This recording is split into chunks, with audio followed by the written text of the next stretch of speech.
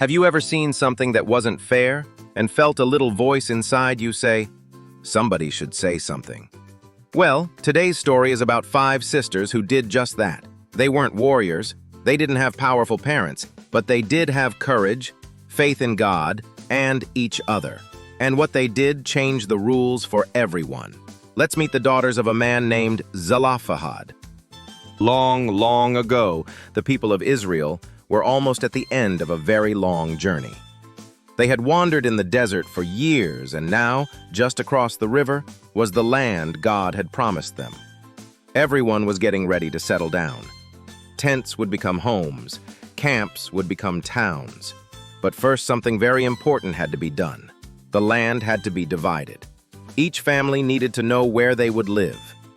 Now, in those days, land passed from father to son. It was the way things had always been done.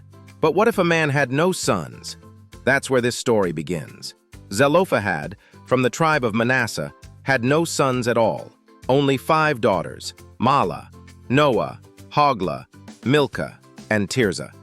They loved their father. He had been a good man, faithful to God, but now he was gone. And because he had no sons, there would be no land passed to his name. No place for his daughters, no inheritance, no future. Mahlah, the eldest, looked at the others. "If we say nothing," she whispered, "we'll be forgotten." The others nodded. It didn't feel fair. It didn't feel right. But what could 5 young women do? At first, the sisters tried not to think about it. Maybe someone else would notice. Maybe someone would speak up for them. But no one did. So they decided they would go. Not to a neighbor, not to a small-town leader. They were going straight to the very top, to Moses himself. And not just Moses, but also Eleazar the priest, the chiefs of the tribes, and the whole assembly of Israel. It was the biggest meeting of the biggest leaders. Anyone else might have been shaking in their sandals, but the 5 sisters stood side by side, steady and strong. People whispered, "What are they doing here?" Others frowned. "They don't belong in a meeting like this." But Mahlah stepped forward. Her voice trembled at first, but she didn't stop. "Our father died in the desert," she began. "But he was not part of Korah's rebellion against the Lord. He died for his own sin, like many others, but he had no sons." Her sisters held hands tightly behind her. Why should our father's name disappear from his clan just because he had no sons? Give us property among our father's relatives. The crowd went quiet. Everyone turned to Moses. Moses didn't answer right away. He didn't rush. He did what he always did when he didn't know. He asked God.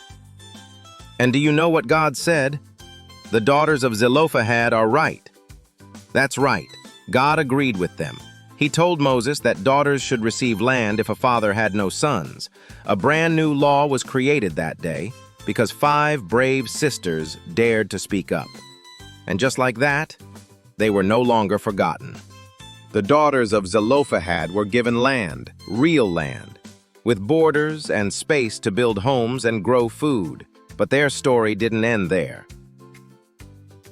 Later on, the leaders of their tribe came to Moses again.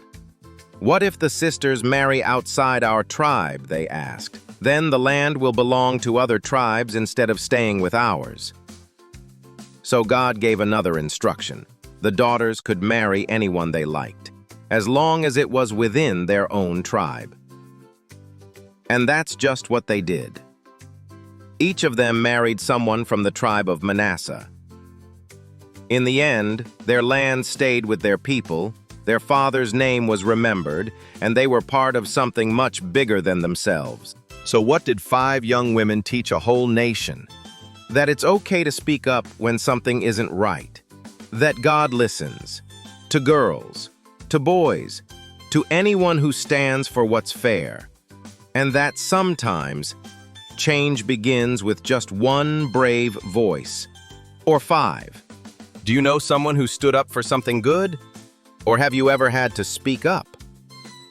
The story of Mahlah, Noah, Hoglah, Milcah, and Tirzah reminds us that courage doesn't always look loud. Sometimes it just means showing up together. Thanks for watching. If you like this story, give it a thumbs up and share it with a friend who's brave like these sisters. And don't forget to subscribe because we've got more amazing Bible stories coming your way. See you next time.